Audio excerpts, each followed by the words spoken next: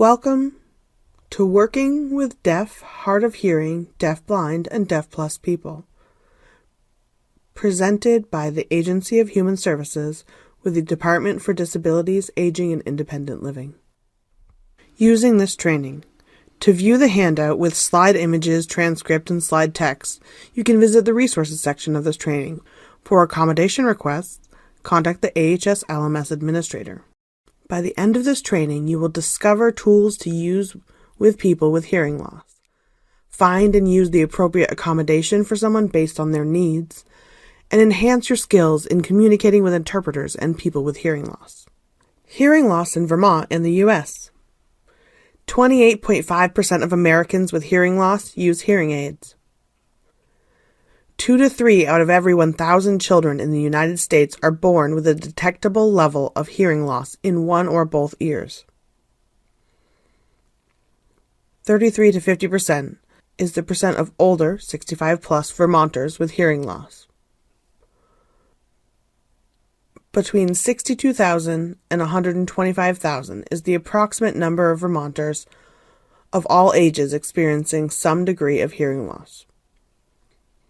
17% of the population have some level of hearing loss. It's important to understand some deaf terminology. People typically appreciate it when you ask how they identify.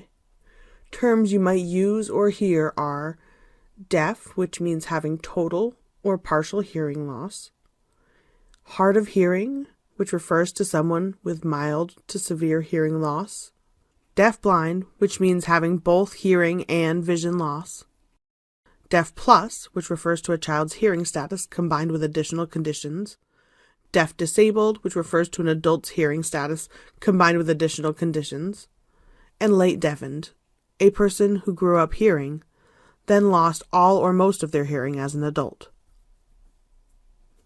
You should not use terms such as deaf-mute, deaf-dumb, or hearing impaired. They can be perceived as derogatory or negative, and they are no longer being used today. There are many different communication methods based on different styles and preferences of the person. You cannot assume a specific method works for someone. It's ideal to know what is available and how to use it, so you can help those who need the services access it easily. You should provide information about the options you have readily available and options that may require time to set up, and allow them to choose what works for them. Pro-tactile and haptic communication are tools used most often by the deaf-blind community to enhance communication and receive visual cues. Pro-tactile communication uses common touch cues for standard expressions, but allows deaf-blind people to express themselves naturally in different or creative ways. Haptic communication is a system of touch cues that one has to memorize. It is a method to convey visual information. Cued speech. When watching a person's mouth, many speech sounds look the same on the face, even though the sounds heard are not the same. For instance, the words mat, bat, and pat look the same on the face, even though they sound very different.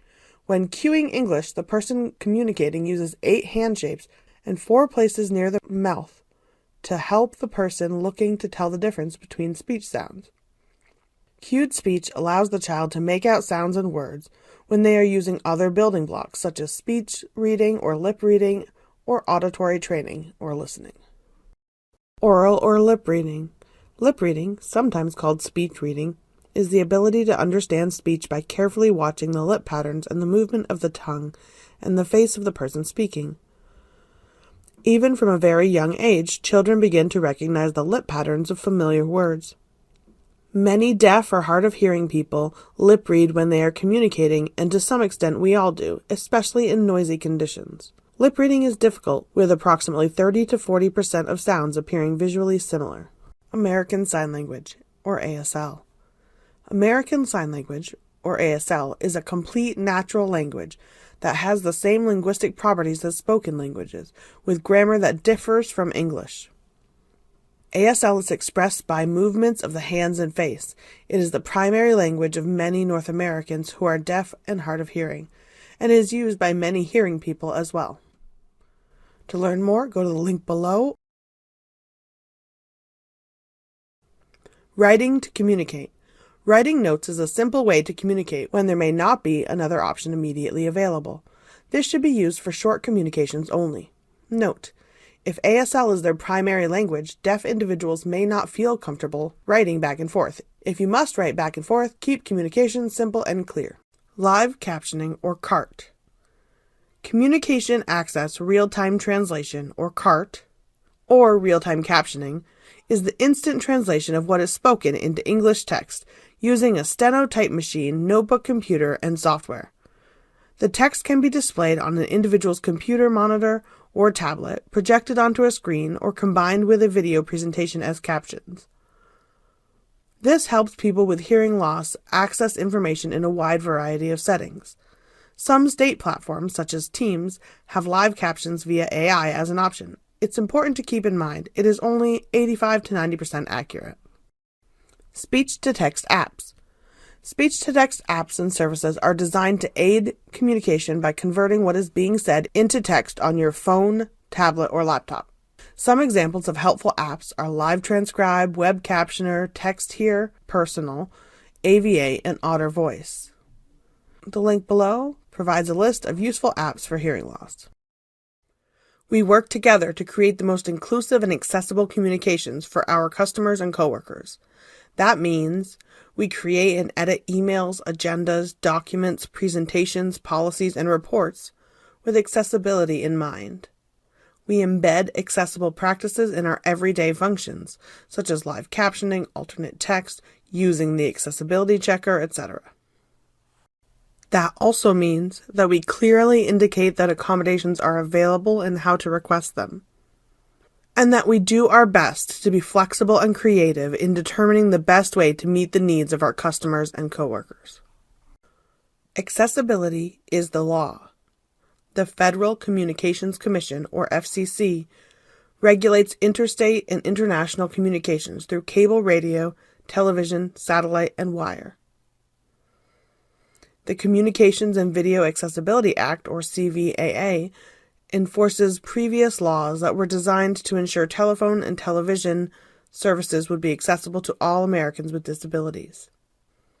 Section 508 requires federal agencies to develop, procure, maintain, and use information and communications technology, or ICT, that is accessible to people with disabilities, regardless of whether or not they work for the federal government. The Americans with Disability Act, or ADA, prohibits discrimination based on disability. Section 504 protects qualified individuals from discrimination based on their disability. The Web Content Accessibility Guidelines, or WCAG, explain how to make web content more accessible to people with disabilities. The best way to get the correct accommodation is to allow the person to exercise their rights to choose what works best for them. Accommodations and tools. People communicate with many different methods and forms. When you roll with the changes, you will provide the best service. This next section provides steps you can take to ensure you are meeting people's needs, some tips for working with commonly used accommodations, and some processes that are available for you to refer to. So what can we do to make sure we meet individual accommodations? Before meetings and trainings, ask for accommodations. Every person has different needs. Make sure you're using the accommodation that works best for them. This could be any one of the communications that work for them. Ideally, you want to reach out at least 2 weeks prior to the meeting if at all possible. Book interpreters or assistive tech if requested. This process takes time, so determine if an interpreter is needed as early as possible. Provide information and materials in advance, ideally sent a week prior to the meeting. Agendas, slides, handouts, decisions, or discussion topics should all be sent out prior to the meeting so individuals have the information and context they need.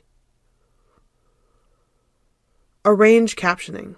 Captioning is useful for many people for many reasons. It's good practice to use captions whenever possible, even if not specifically requested. Walk-in and immediate needs. Accommodations must be provided. This may mean creative or temporary solutions. Always ask for their preferred communication style. Here are some ideas on what to do if someone walks in and needs an accommodation for a meeting or training. Use communication cards. Communication cards provide visual representation or icons symbolizing the common words and questions you might need to communicate with. Some individuals with hearing loss carry communication cards with them. Having ones on hand to help with communicating things like basic yes or no questions, scheduling an appointment, and determining which accommodation they're requesting are common uses. You can also personalize them to include questions that your office will commonly receive. You can also offer to write back and forth to the person. This is obviously not ideal for longer meetings or meetings with a lot of information, but it can be a temporary solution. Having a whiteboard or a notebook available is always a good idea. Use a speech-to-text app. There are both computer and phone programs that will allow you to speak to them and translate your words to text. You can also use typing on your phone, much like writing back and forth. Live captioning services are a solution as well. With any last-minute booking, there may not be a person available, but you can call to see if there is someone free for right away, or book them for another time that the client can return. Like live captioning, if a person requests an ASL interpreter, you can call right then to see if one is available immediately. If not, you can book them for another meeting time if you still need them. It's okay to ask if they would like to reschedule the meeting for another time. Regardless, you must find a way to adequately serve the individual. Do remember you are not alone. If you are struggling to meet someone's needs, ask a manager or supervisor for help. Here are a few tips and tools for employees to have on hand to prepare yourself to make quick, helpful accommodations. Bookmark, save, or print the Vancro desk aid. Bookmark, save, or print the White Coat captioning desk aid. Have communication cards available, bookmarked or printed. Have accommodations posters with options in both iconic and written formats. Know where and how to use a speech-to-text app or program. Your office or building can also have certain resources available and in place to allow for meeting accommodations quickly. You can have communication cards available. You can have caption phones and video phones on hand per district or building. You can have accommodations posters with options in both iconic and written formats. And your building can also work with AHS to create an accessibility map. Booking an ASL interpreter. There is a contract in place with Vancro, and most booking is done through Vancro. Contact Vancro by phone, email, or website.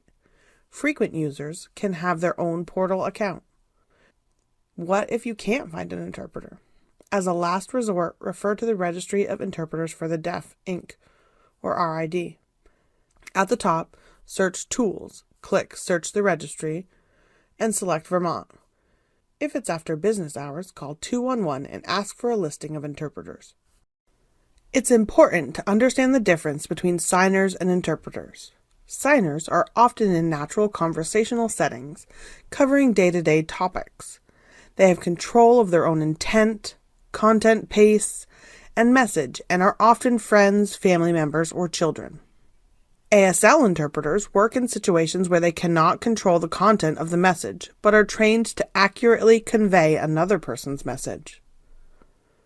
They operate in an environment where terminology is much more advanced and unpredictable.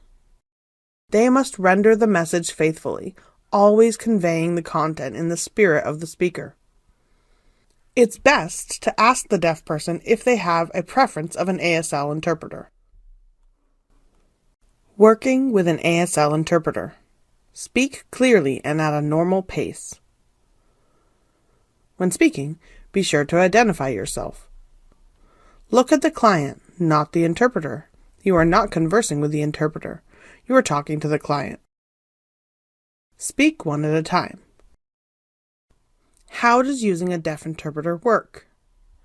Working with a deaf interpreter will look different depending on the involved communications methods. Below are 4 examples of how it might look. The deaf person speaks to the deaf interpreter, who speaks to the hearing interpreter, who speaks to the hearing professional. Or it could be the deaf-blind person speaking to the protactile deaf interpreter, who's speaking to the hearing interpreter or signer. It could also be a deaf person speaking to a deaf interpreter who's working with English text or video. And the last example, it could be a deaf person speaking to a multilingual deaf interpreter, speaking to a person who uses a different sign language, such as British Sign Language. Essentially, they work to interpret a multitude of different varieties of communication methods. Both hearing and deaf interpreters have a professional code of conduct. They adhere to standards of confidential communication, possess the professional skills and knowledge required for the specific interpreting situation. They conduct themselves in a manner appropriate to the specific interpreting situation. They demonstrate respect for consumers. They demonstrate respect for colleagues, interns, and students of the profession. They maintain ethical business practices, and they engage in professional development. Captioning is a common accommodation. This can be done live or remotely. Teams, PowerPoint, and many other programs offer captions as part of their software. This allows for users who benefit from captions to use them on demand. However, programs with automatic speech recognition are not completely accurate. Captioning software may also accommodate a user's needs. Typewell, captioning companies, speech-to-text apps are all solutions.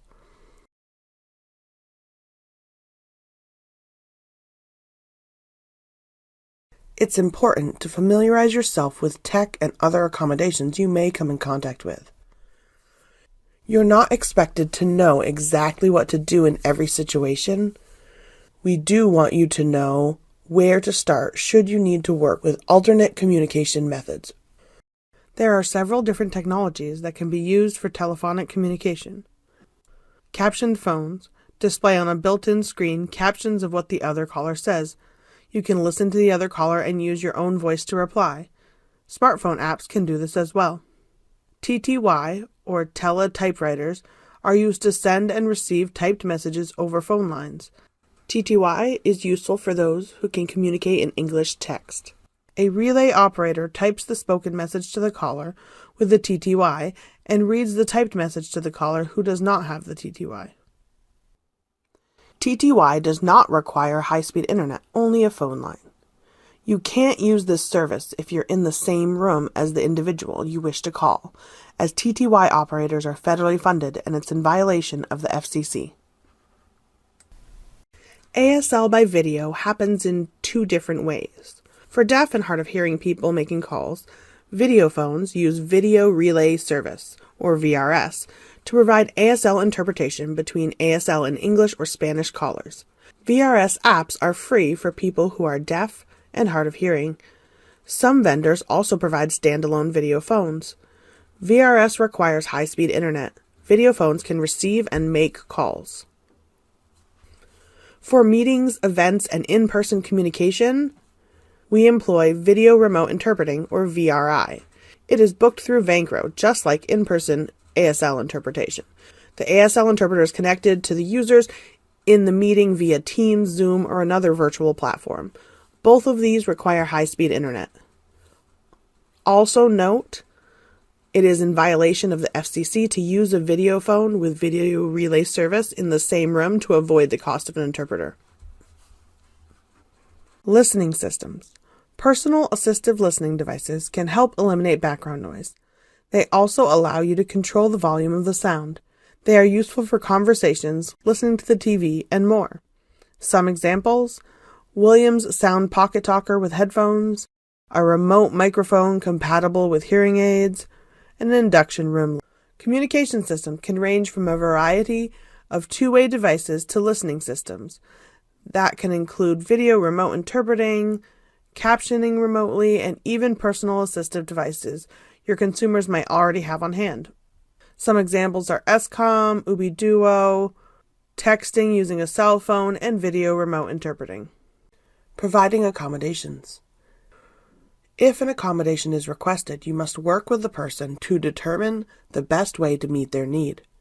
That may involve booking an ASL interpreter, providing video remote interpreting, using captioning, providing a transcript for audio or videos that includes descriptive text, acquiring and using a speech-to-text app, and working with assistive tech or other service providers. If you are not sure how to begin the process, contact your supervisor and work with them to create a solution. Accommodation exercises. The following slides are questions and scenarios regarding what to do when you receive an accommodation request. Requesting an interpreter. Scenario. You are having a meeting next week, and a participant has indicated that they would like an ASL interpreter. What is your next step? Read the scenario above and indicate what your response would be. A. Inquire with the client about the accommodation. B. Contact Vancro to schedule an interpreter for the meeting. C. Ask if they can use captioning instead. Inquire with the client about the accommodation. Yes, you may need to ask additional questions or gather information from the person to best suit their needs. Asking the person if they have specific preferences or other details like contact information if they are not a state employee is a good idea. Contact Vancro to schedule an interpreter for the meeting. If you have all the information you need, you are ready to contact Vancro. You can contact them by phone, email, or their web app, available for frequent users of their service. Their email is interpretingservices@vancro.com. Walk-in accommodations. Scenario. You are working in a district office meeting with clients. James comes in and indicates he needs an accommodation. You are struggling to communicate with him. What should you do? A. Offer a communication card. B. Point to the accommodations poster. C. Write or text back and forth. D. Call Vancro to see if an interpreter is available now. Or E. Make arrangements or ask to reschedule if unable to obtain the accommodation. Offer a communication card. Communication cards bridge several different communication gaps. Have some communication cards available in person and bookmarked. You can use communication cards to schedule a new meeting, ask basic information, and determine what accommodation is helpful.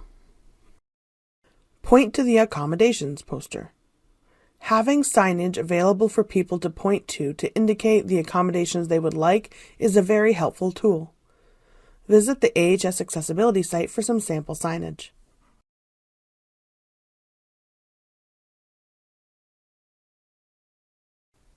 Write or text back and forth.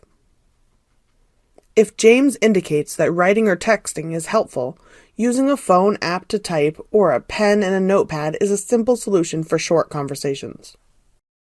Call Vancro to see if an interpreter is available.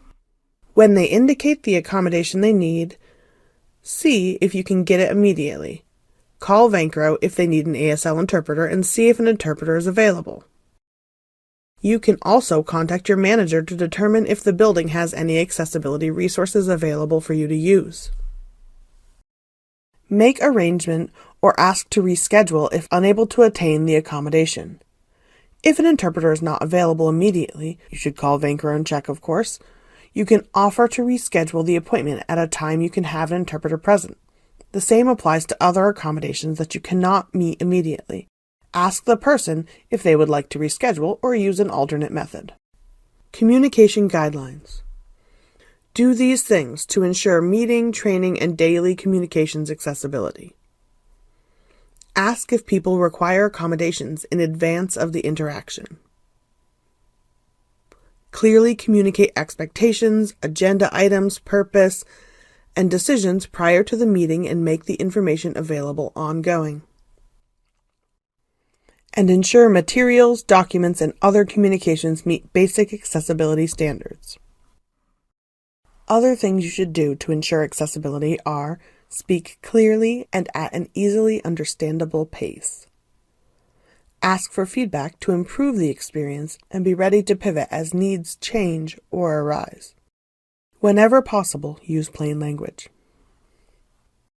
Additional resources and learning. This training was developed by Laura Siegel, the director of the deaf, deafblind, deaf-disabled, deaf plus, hard of hearing, and late deafened communities. You'll find here a link to her page for services for the deaf, hard of hearing, and deafblind, and several different further learning links to dive deeper into this topic. Thank you for completing this training.